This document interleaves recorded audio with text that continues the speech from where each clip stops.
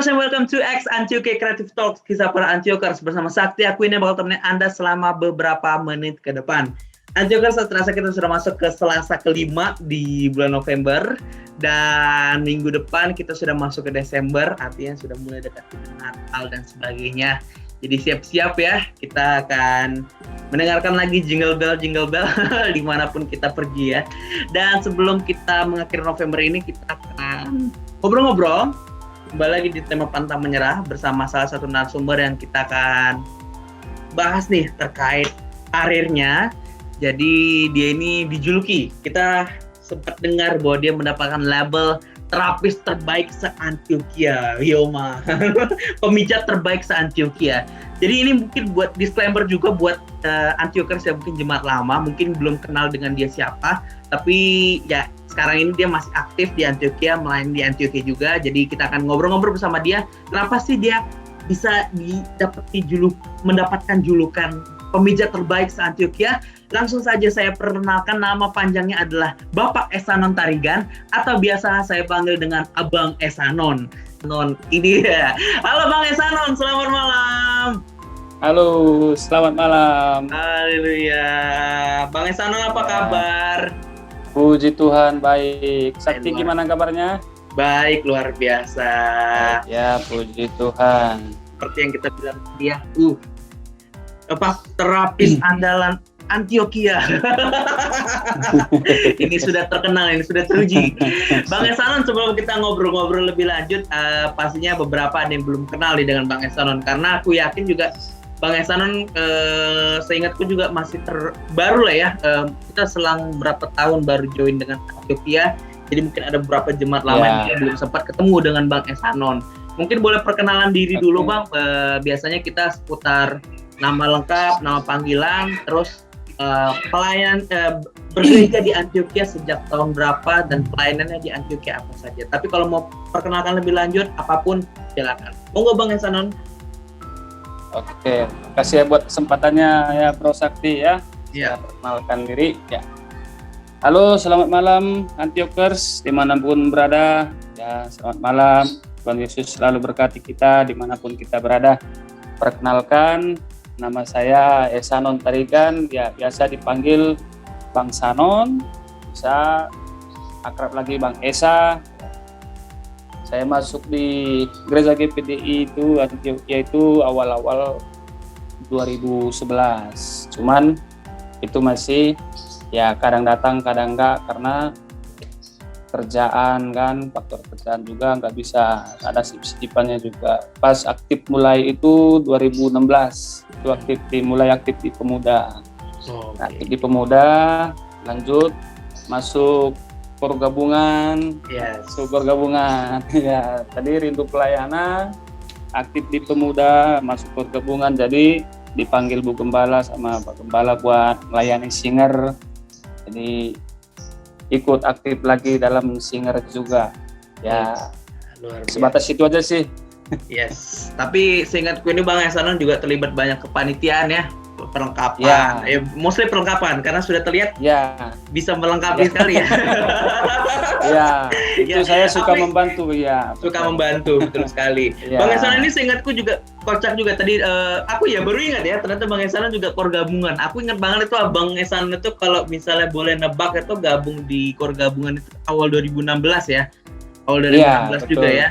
Jadi itu aku kalau misalnya boleh share ini yang kulihat Bang ya, pokoknya Bang Esanon itu cuma duduk terus ikutan ya pokoknya. Iya. Masuk aja ya. Ini memang luar biasa nih. Kita sempat ketawa gitu. Ini Bang Esanon beneran ikut pergabungan apa gimana? Ternyata luar biasa. Haleluya. Bang Esanon, BTW terima kasih banyak untuk sudah mau diundang pada hari ini. Pastinya kita akan ngobrol-ngobrol banyak, akan ada banyak sekali yang bisa kita bahas dari Bang Esanon, apapun gitu ya. Dan kita akan pastinya banyak juga Antiokers yang mungkin jemaat lama tadi sempat dengar terapis ini maksudnya apa nih gitu. Yang pasti tidak seperti yang mereka bayangkan lah. Nanti kita akan terangi lebih lanjut, dan mungkin kita akan mulai dari ya itu tadi ya, terapis pemijat terbaik se-Antioquia, label itu Bang. Yang gak tahu ya siapa yang sematkan itu ya. Aduh, itu Bang Esanon sebenarnya saat ini kerjanya di mana dan sebagai apa, Bang? Saat ini bekerja di salah satu spa yang cukup terkenal kalau di kalangan Jakarta, Bandung itu cukup terkenal, nama spanya itu namanya Zen Family Spa dan Refleksiologi. Ya, saya di sini statusnya itu ada posisi asisten trainer, namanya asisten trainer itu sebagai pelatih untuk merekrut karyawan-karyawan yang baru ingin bergabung. Jadi saya yang melatih dari dia nol, belum punya pengalaman sampai punya ilmu buat di dunia perpijitan lah istilahnya, dunia spa. Oke. Berarti bisa aku bilang bahwa dunia ataupun pengalaman kerja Bang Ehsanul sebagai terapis atau pemijat itu dimulai di tempat kerja Bang sekarang berarti ya? Iya, mulai dari tempat inilah, di Zen ini, dari 2011 itu. Awalnya turun, jadi awalnya saya juga langsung mijit, handle tamu, jadi terapis kan itu berproses lama-lama karena presensinya bagus, disiplinnya oke, absensi ya bersih lah semua, jadi dipilihlah buat jadi asisten trainer buat melatih gitu. Oke, proses ya, jadi memang nggak langsung asisten trainer, pasti belajar dari pemijatnya, dari terapisnya dulu ya. Berarti dari tahun 2011, artinya 2011 itu kan di Jakarta ya Bang ya, berarti pertama kali sampai ke Jakarta tahun berapa Bang? Awal 2011. Awal 2011 ya. Ini buat yang belum tahu Bang Ehsanul ini asalnya berarti bukan dari Jakarta nih sebenarnya. Boleh ceritain nih Bang, dari mana nih asalnya nih? Kalau asal dari Brastagi. Oke. Nama kampungnya Desa Seberaya, Kecamatan Tiga Panah, Kabupaten Karo. Brastagi buat orang-orang yang tahu tempat salah satu destinasi liburan ini ya terbaik ya Bang ya. Di Sumatera Utara ya, Brastagi gitu ya. Daling dan sekitarnya itu Brastagi gitu. Oke, berarti dari Brastagi Abang Ehsanul pindahlah ke Jakarta sekitar tahun 2011 dan memang udah mulai berkarir di sana sebagai terapis di tempat kerja Abang sekarang. Cerita awal mula Abang masuk ke terjun di dunia terapis seperti apa Bang? Kenapa bisa tempat Abang ini Zen ini yang Abang tuju gitu pertama kali? Dulu masih di kampung ya, status posisi masih di kampung. Ada saudara juga yang kerja di sini di Zen ini. Jadi dia itu head terapisnya. Jadi dia kepala kru terapis. Jadi dia yang nyari-nyari orang kan gitu. Jadi berhubung kenal, tahu di kampung belum ada kegiatan kerjaan tetap, dipanggil ke Jakarta, mau nggak ke Jakarta dari sini. Nah, kebetulan saya juga ada basic, kalau dari kampung dulu kan urut mijit-mijit orang tua kan sering diajarin juga gitu kan, sedikit-sedikit wah bisa nih dikembangkan ini kalau satu jurusan kan gitu. Cuman awalnya emang dulu kan cita-cita emang pengen jadi dokter gitu kan, tapi ternyata sekarang bukan dokter itu dokter urat. Syarat-syarat sama aja sih ujung-ujungnya gitu, cuman ya itulah dari situ awal mulanya. Oh iya ya, jadi menekuni dipelajari lama, proses 3 bulan saya dulu training itu 3 bulan baru bisa langsung terjun megang tamu itu. Oke, berarti bisa aku simpulin ketika di kampung itu Abang mulai pijit-pijit berarti hanya sekedar pijit lah intinya ya. Jadi sekedar pijit kayak ala kampung lah. Iya, pijit enak lah inti gitu ya. Kalau ketika dipijit udah enakan gitu ya. Yang lebih ini aku hampir salah ngomong nih, pijit enak nih. Pijit jadi enak gitu ya. Ini hampir salah ngomong nih. Mohon maaf deh. Ya berarti setelah pijit itu Abang itulah rekomendasi ke Jakarta, terus akhirnya training 3 bulan gitu Bang. Oh berarti ada kurikulum yang harus dipelajari juga berarti ya? Ada. Oke. Ada. Ya. Nah itu aku sebelum masuk ke training apa aja, kita akan ngebahas tentang kurikulum gitu ya Bang ya. Pastinya apa sih skill yang harus dimiliki jadi seorang terapis ya? Salah satunya pasti tadi bisa mijit itu pertama. Tapi apa lagi sih Bang skill yang harus dipunyai Bang? Ya kita sih kalau skill nggak harus diutamakan sih ya kalau skill ya. Cuman kalau kita niat kita mau belajar, itu pasti bisa. Gitu. Cuman kembali ke kita, kalau kita memang niat, biarpun dia nggak ada pernah pengalaman, nggak ada apa dari nol gitu, bisa kita didik, kan kita bimbing, nanti ada prosesnya tahap awal, baru pertengahannya, akhirnya nanti ada prosesnya gitu. Oke. Jadi nggak langsung bisa dia, biarpun dia bisa mijit, tapi kan kita kan ada titik-titik yang harus kita tahu gitu. Jadi nggak asal pijit, ini titik apa, ini titik apa. Jadi nantinya biar nggak salah kaprah nanti mijitnya itu. Nah, kadang kan orang sakit ini sakit itu, misalkan sakit jempolnya lah sakit karena ototnya kaget tegang kan itu. Jadi nggak boleh langsung pijit di jempolnya langsung, itu nggak boleh. Nah itu terkadang yang aku juga sadari pas udah tahu dari mana yang harus kita ngambilnya, jadi tahu ternyata beda sama pijit yang di kampung. Itu dia Jadi nggak boleh sembarang ya, ada titik tertentu. Karena mungkin titik-titik yang bisa digambar seperti banyak, misalnya kalau kita lewat ke mall gitu ya, kadang-kadang ada toko refleksi yang di depannya ada kayak kaki segala macam. Itu berarti itu salah satu acuan yang digunakan berarti Bang ya. Itu salah satu bukti bahwa betul. Setiap tubuh kita ada titik-titik yang nggak boleh kita sembarang salah gitu loh ya, intinya gitu ya.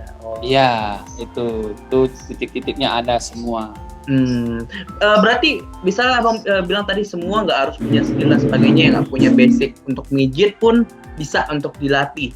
Setahu kalau mijit itu kan pasti ada level-level kuat dan sebagainya Bang ya, misalnya ada down, paling kuat segala macam. Kalau misalnya ini tanpa mohon maaf tanpa mengurangi kekuatan dari kaum hawa gitu ya, kadang-kadang kan ada kaum hawa yang mungkin kekuatannya tidak semaksimal kaum pria gitu misalkan. Dia pengen belajar mijit, itu bisa dipelajari juga berarti Bang? Bisa. Itu bisa. Malah dia juga bisa kuat juga. Cuman kan kita butuh itu nggak tenaga fisik langsung ya. Jadi kita kan ada belajar ilmu dari tenaga itu dari dalam tubuh kita. Jadi auranya keluar. Jadi, kalau cuman kekuatan tangan kita aja itu kurang enak. Jadi itu kita pakai perasaan ya, pakai hati dengan penuh perasaan. Jadi ibaratkan kita mau datang relaksasi, pulangnya enak. Nah, kita harus bisa. Iya. Jadi jangan sekedar pakai fisik ya Bang ya, tetap harus ini juga ya. Pakai hati, perasaan. Jadi dia rileks. Aku baru tahu juga ternyata berarti ya itu ya dari dalam gitu ya intinya. Dari dalam. Makanya kadang-kadang kalau kita lihat terapis juga banyak yang harus badan kekar dan sebagainya ya. Jadi badan yang mungkin agak skinny juga masih bisa untuk handle ya.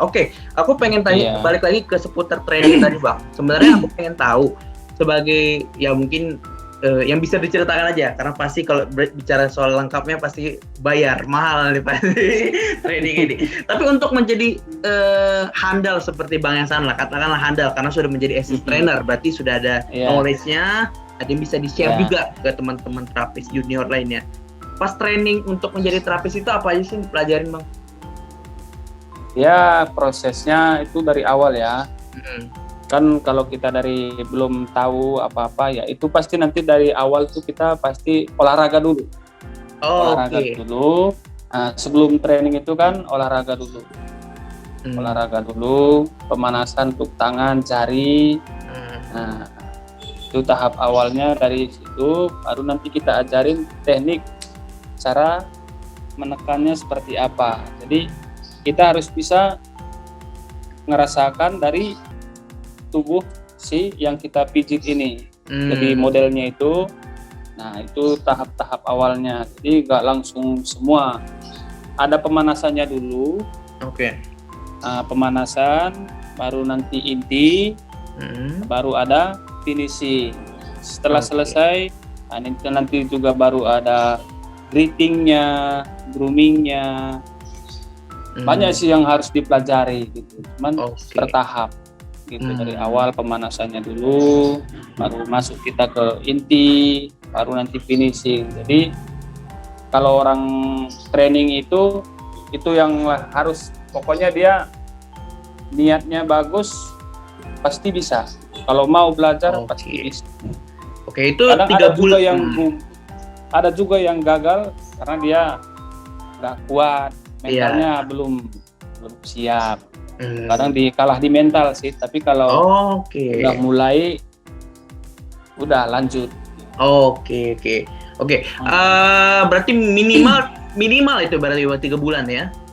Ya, Minimal 3 bulan. Berarti bisa lebih lama juga kalau misalkan mungkin ada ya beberapa tahap yang dia masih kurang, jadi mesti butuh dikembangin lagi. Atau enggak? 3 bulan ketika dia ternyata setelah di training kurang bisa, langsung ditolak apa gimana gitu? enggak, kita lah nggak langsung nolak. Pasti kita kasih dulu skenario yang lain. Oke, berarti akan terus diasah supaya sampai berhasil gitu berarti ya yang trainingnya. Iya, kita akan terus berusaha gimana nih buat anaknya ini biar nyaman, seperti apa tekniknya gitu kan. Beda-beda orang kan beda. Kadang ada juga yang 1,5 bulan udah jadi, ada yang 2 bulan. Jadi nggak mesti harus nunggu 3 bulan, tapi individualnya lagi gitu. Oke, tergantung sesiapnya aja ya. Dia. Tergantung daya tangkap, nyimak enggak dia kan. Baru dipraktekkan, diajari, dikasih tahu begitu, coba dipraktekkan lagi. Bisa, ikutin bisa. Oke. Jadi lama-lama udah bisa, udah baru kita lepas sendiri dulu. Oke. Yang di trainingin itu ketika dia pasti kan tidak hanya teori ya. Pasti aku anggap semua pelajaran ada teorinya, ada prakteknya. Praktek itu berarti learning by doing berarti kan. Learning by doing-nya itu apakah dia dikasih kesempatan untuk memijit orang yang ada di tempat spa-nya itu atau tempat pijatnya itu, atau ada dibikin semacam tempat training sendiri untuknya, jadi benar-benar nggak campur gitu. Jadi yang training itu punya tempat sendiri, tidak diberikan izin dulu untuk memijit orang-orang yang datang ke tempat terapi yang abang saat ini. Kita ada tempat trainingnya khusus. Jadi kita belajar itu nggak di tempat kerja. Saya sekarang di sinilah tempat trainingnya. Ini ada bednya di sini ya, kiri kanan ini ada bed nih, tempat belajar. Ini kan lagi kita buat itu kan kita alatnya bongkar pasang. Oh, berarti dibedain ya bang ya. Ini tempat abang sekarang ini tempat trainingnya. Tempat spanya bukan di tempat abang sekarang ini berarti ya? Bukan, ini tempat khusus tempat training. Ya berarti dipisah lah ya, jadi nggak campur, jadi nggak langsung orang yang datang ke spa, orang trainingnya pijit gitu nggak ya, jadi memang berarti ini terpisah. Berarti kalau punya tempat sendiri untuk trainingnya, berarti siapa nih yang jadi apa nih sebutan untuk yang dipijit oleh trainee-nya, oleh orang yang di training apa nih namanya bang? Sebutan orang yang dipijit. Model yang Nah, model yang dipilih ini siapa? Apakah trainernya atau ada kemungkinan orang dari luar juga yang bisa jadi model gitu? Dari luar juga bisa jadi model, jadi sesama anak training juga gantian. Gitu. Kan saya kan ngarahin dulu, saya kasih contoh, saya arahin. Begini teorinya seperti ini, aku praktekkan langsung. Kadang dia videoin biar cepat nangkap, buat bahan di rumah juga diulang-ulang dilihat, besok tinggal dipraktekin lagi gitu. Jadi dia bergantian sampai nanti selesai, baru nanti pemantapannya udah bagus, baru aku tes satu-satu. Ini kekurangan kamu di mana, di sini kurangnya, ini kekurangannya di sini gitu. Jadi kita sesama trainingnya gantian. Nanti ujungnya aku yang ngetes sendiri gitu. Kalau udah bagus, aku tes dari segi tekanannya dia bisa kuat apa enggak, bisanya medium apa soft gitu. Tapi harus dibiasakan semua harus bisa soft, bisa strong, bisa medium, karena kan nanti di sana terjun di lapangan langsung kan ketemu tamu kan beda-beda. Kalau orang bule, orang luar badannya keker-keker harus kuat, harus bisa. Yang datang cewek yang tamunya ibu-ibu misalkan dia nggak terlalu suka keras, medium lah kita masukin, dia juga harus bisa. Nah gitu, jadi harus bisa semua dulu baru langsung ke lapangan. Bang Ehsanan mungkin aku pengen nanya, berarti seputar training artinya begitu banyak yang harus dipelajari supaya tidak terjadi kesalahan. Intinya sih seperti itu. Artinya dari Iya, tempat terapi Bang Ehsanan sendiri juga sudah menjelaskan bahwa ada teori-teorinya yang harus dipelajari supaya menjadi terapis yang intinya terverifikasi bahwa ini aman dan benar-benar baik gitu ya. Gitu. Nah, kalau misalnya sebagai pandangan Bang Ehsanan yang pernah juga di kampung lah ya, di kampung bisa pijit juga tapi tanpa teori-teori itu, menurut Bang Ehsanan kalau tanpa belajar ataupun training hasil pijitannya bisa tetap benar apa enggak sih? Kalau itu sih enggak dijamin benar. Harus diajarin dulu. Misalkan nih dari spa lain dia punya gerakan, ya, masuk ke kita, harus kita sesuaikan dulu. Jadi yang pengalamannya yang di luar kita tes dulu kan, kita tes ini enggak klop. Jadi itu yang pengalaman yang di luar itu dimasuk di kita itu nggak dipakai. Nggak dipakai. Jadi dia harus ikutin punya gerakan yang ada di kita. Beda tempat terapinya pun beda lagi trainingnya berarti ya. Iya. Dan itu berlaku untuk semua tempat terapis atau dari Bang Ehsanan berarti ya? Iya. Oke.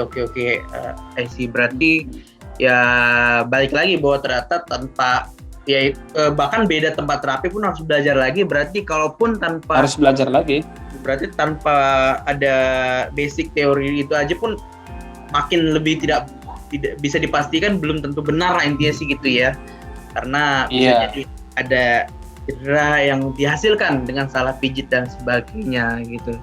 Jadi buat orang-orang hati-hati. Kadang-kadang ada juga ya model-model pijit seperti itu ya, tapi ya bebas lah kita. Kadang-kadang ada juga jasa ya pijit sebagainya, bukan berarti mungkin tidak baik, tapi karena memang mungkin teorinya berbeda kali Bang ya, teorinya tempat lain gitu. Karena bisa juga nanti mungkin yang buka usaha pijat itu mungkin adalah lulusan dari tempat terapi tertentu gitu Bang ya. Iya. Jadi bisa dihasilkan seperti itu. Oke Bang Ehsanan, kita udah ngebahas panjang lebar tentang Bang Ehsanan lah dan dunia terapinya, dari baik trainingnya, bagaimana tempat terapi Bang Ehsanan dan sebagainya. Dari sekarang aku pengen nanya gimana nih secara Bang Ehsanan sebagai sudah terapis, berarti dari tahun 2011 ke 2021 udah 10 tahun Bang Ehsanan menjadi terapis yang resmi lah ya. Terapis resmi. Apa sih yang bisa Bang Ehsanan share gitu terkait kesulitan ataupun duka selama menjadi terapis gitu Bang? Karena banyak orang juga mungkin salah satunya adalah terapis itu kan ya orang berpikiran stigmanya agak gimana gitu terkait terapis, atau mungkin ya pandangan-pandangan online terkait itulah sebagainya. Tapi dari Bang Ehsanan yang paling terasa gitu ya, kesulitan ataupun duka menjadi seorang terapis, apa sih Bang yang bisa di-share? Kalau dukanya sih ya orang menilai kita sih nilainya rendah ya kalau di sisi terapis ini, karena orang ngecap banyak kalau dibilang terapis jatuhnya yang aneh-aneh gitu. Cuman kan kalau tempat kita itu kan emang buat family ya. Family, jadi ya anak kecil, anak sekolah aja kita juga masuk gitu. Kalau yang aneh-aneh kita nggak ada, cuman ya duka-duka ini sih itu sih dicap rendah kita sih. Kalau terapis dibilang itu kerja di mana, di spa, langsung jadi tanda kutip di orang kan ada yang salah menilai, tapi ya kita sih bersih, tempatnya bersih untuk family gitu kan. Semua anak, dari anak kecil sampai lansia juga masuk. Oke. Intinya hanya stigma-stigma saja lah ya Bang ya, tapi stigma lebih seperti itu ya. Tapi pasti ada sukanya. Sukanya apa Bang? Ya, kalau sukanya ya berbagi ilmu ya kan. Saya lebih suka begitu, kadang suka bantu orang. Kalau lagi apa nih sakit nih dikit nih, kadang di gereja juga sering begitu kan. Minta tolong ini ya, saya senang aja gitu. Jadi, karena saya punya ilmunya ya, kenapa saya tahan-tahan kan. Kadang juga berbagi, sini ini begini, itu nggak benar. Ini yang harus di sini titiknya yang harus sesuai. Iya. Senang sih bisa itu. Jadi biarpun nggak jadi kesampaian cita-citanya jadi dokter ya, di sini lah dokternya kan. Bisa menyembuhkan dengan cara yang berbeda lah. Menyembuhkan yang berbeda. Yes, betul. Jadi jatuhnya kalau ke rumah sakit kan tuh fisioterapi. Iya, betul.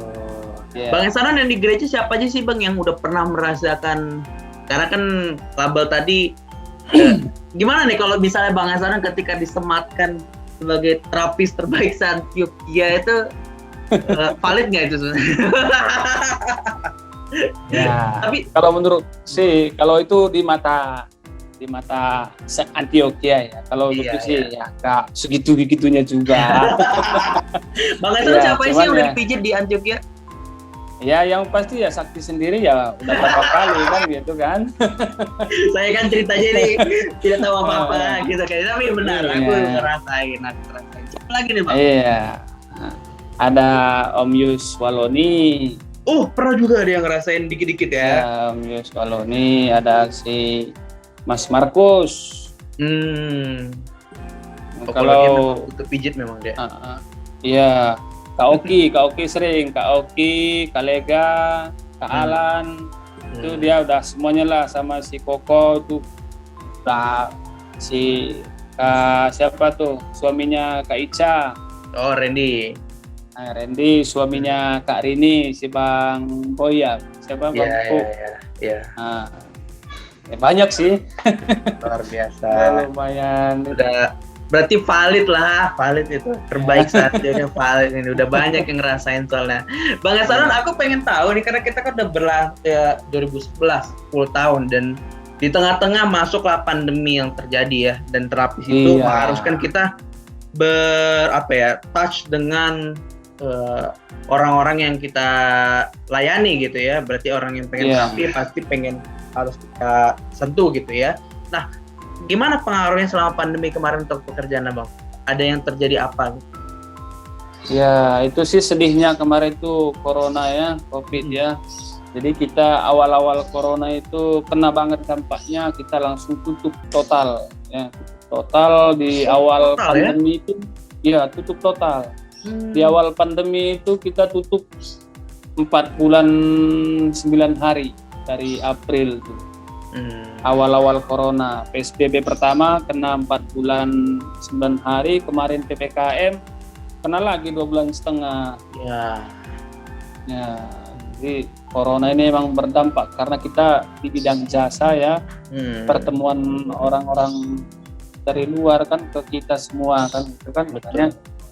Nah, kemarin sih udah kembali buka, biarpun masih belum 100% karena jadi kita sekarang pakai itu APD lengkap, protokol kesehatan yang ketat. Jadi kita sekarang mijit itu terapis sekarang pakai masker, terus shower cap sama face shield lengkap dengan manset sama hand glove.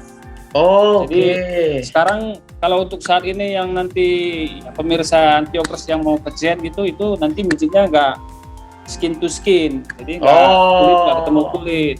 Prokes kita ketat karena kita dicap dari Dinas Pariwisata juga prokesnya harus ketat, super ketat emang kalau sekarang.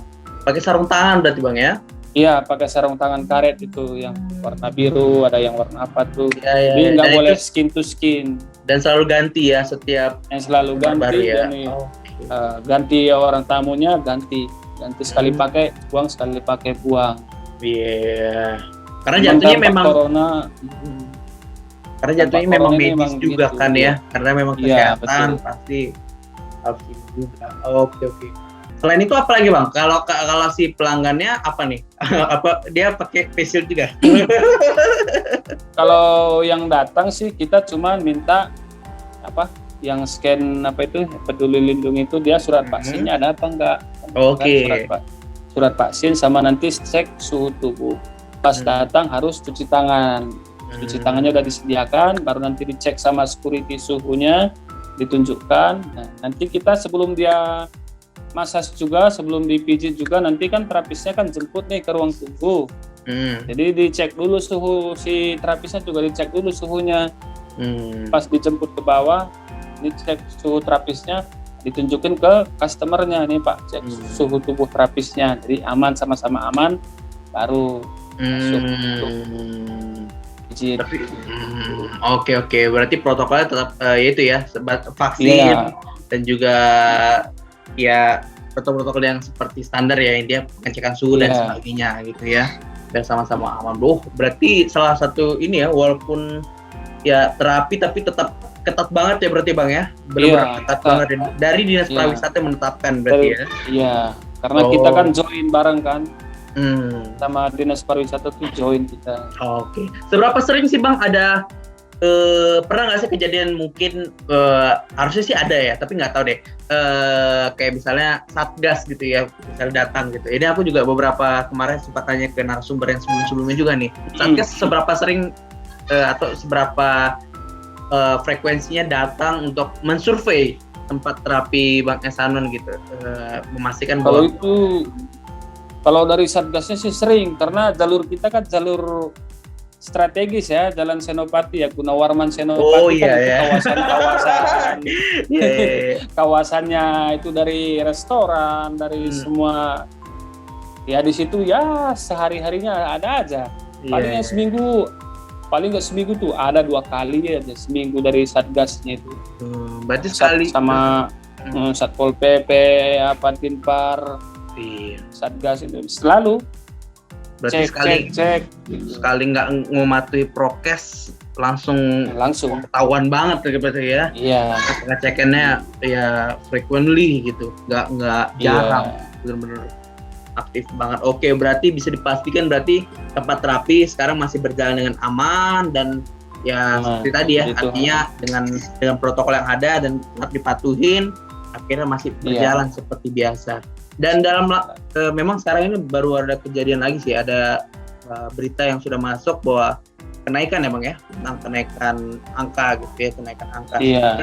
Dengan adanya kenaikan angka ini, terapi Bang Ehsanul tetap berjalan seperti biasa dan tetap baik lah ya, intinya gitu, tetap baik secara operasional gitu ya.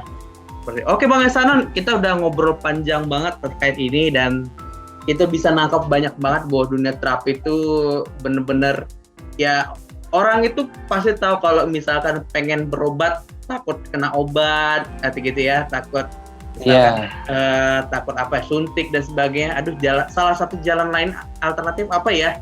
Udah pijit. Nah, jadi ini bisa dibilang medis juga sebenarnya, medis karena ada jurusannya juga fisioterapis gitu ya. Iya, fisioterapi. Jadi ini adalah pilihan kesehatan gitu. Jadi memang salah satu yang dibutuhkan banget, apalagi di tengah-tengah pandemi ini.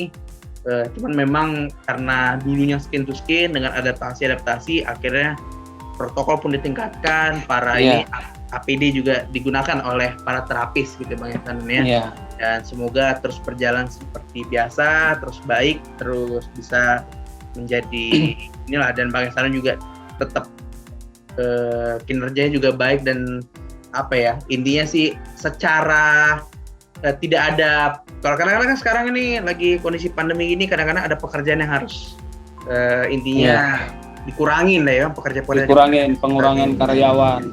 Dan Bang Ehsanul masih ada di sini, berarti luar biasa, dan semoga terus seperti ini Bang Ehsanul.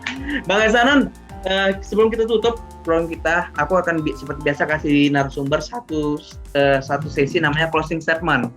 Ini adalah kalimat penutup dari narasumber yang pengen di-share lah untuk Antiokers ataupun ke siapapun gitu.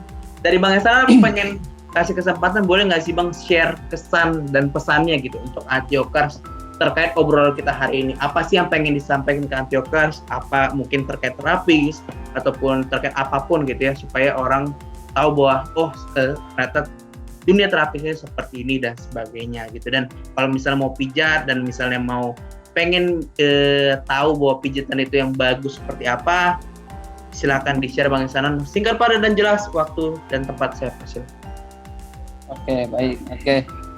Ya, bagi para Antiokers yang mau belajar pijit, ya bisa saya ajari ya. Kalau pengen dipijit juga bisa saya pijit, ya tinggal berkabar aja ya para Antiokers ya.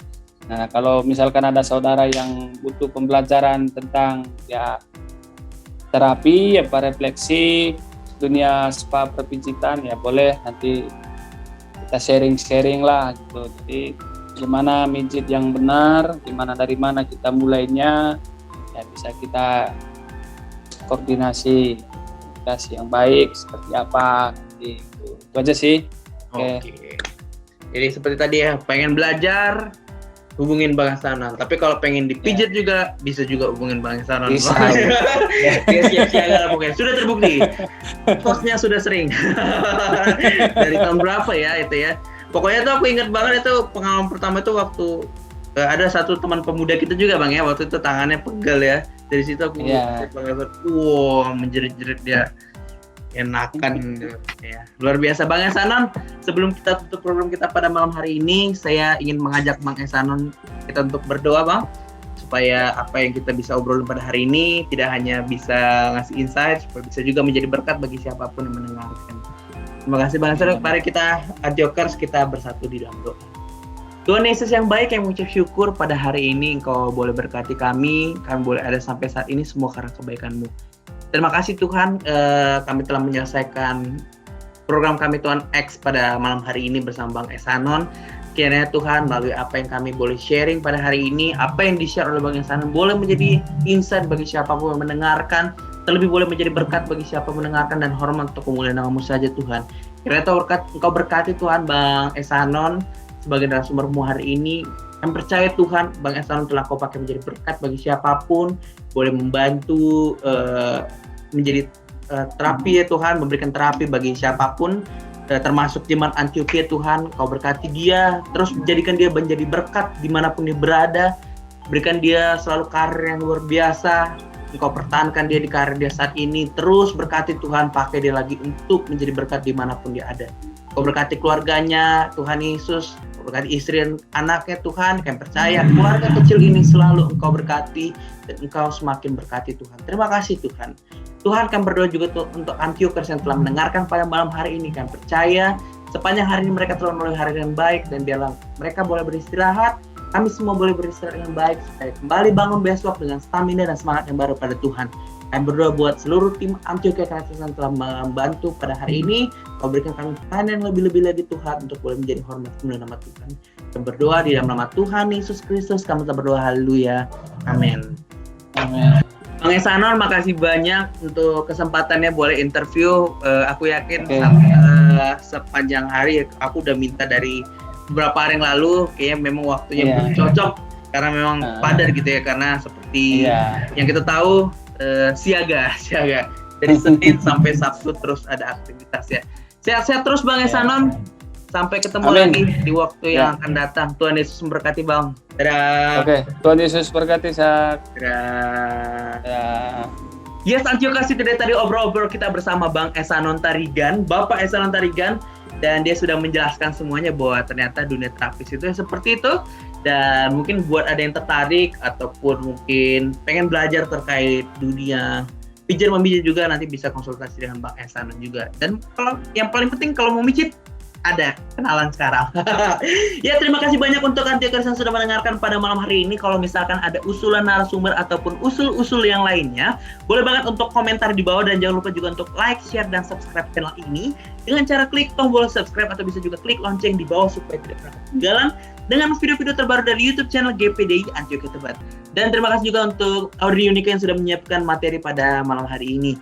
Dan kita akan mendengarkan pengumuman sepanjang minggu ini. Di hari Kamis ada doa Kamis jam 6:30 malam melalui YouTube GPDI Antioquia Tebet, dan juga renungan rohani hadir setiap hari di Instagram dan Facebook GPDI Antioquia Tebet. Dan ibadah raya kita, ibadah minggu kita, ibadah pertama pukul 8 pagi dengan melalui streaming YouTube GPDI Antioquia Tebet dan Zoom GPDI Antioquia Tebet, dan ibadah kedua pukul 11 siang. Dan pastinya program kita X Antioquia Craft Talks hadir setiap hari Selasa pukul 8 malam. Antiokers, seperti yang mungkin didengarkan, jadi minggu depan itu kita sudah masuk ke Desember, jadi akan banyak banget berhubungan dengan Natal. Jadi terus semangat, terus di akhir tahun ini semakin lebih siaga lagi, apalagi kita mendapatkan pengumuman bahwa PPKM akan diperketat lagi kemungkinan di akhir tahun ini. Jadi ya tetap stay safe, jaga protokol kesehatan, dan terus mematuhi protokol-protokol ada. menjaga jarak dan menjaga aktivitas sebagainya gitu ya. Kalau misalnya kelihatannya pulang kampung belum terlalu perlu, ya mungkin bisa dibatasin juga lah gitu ya. Tetap sehat selalu dan ikuti selalu pengumuman dari GPDI Antioquia Tebet. Dan kita akhiri program kita pada malam hari ini. Saya Sakti Akwini signing out. Thank you so much for listening. God bless you all and bye-bye.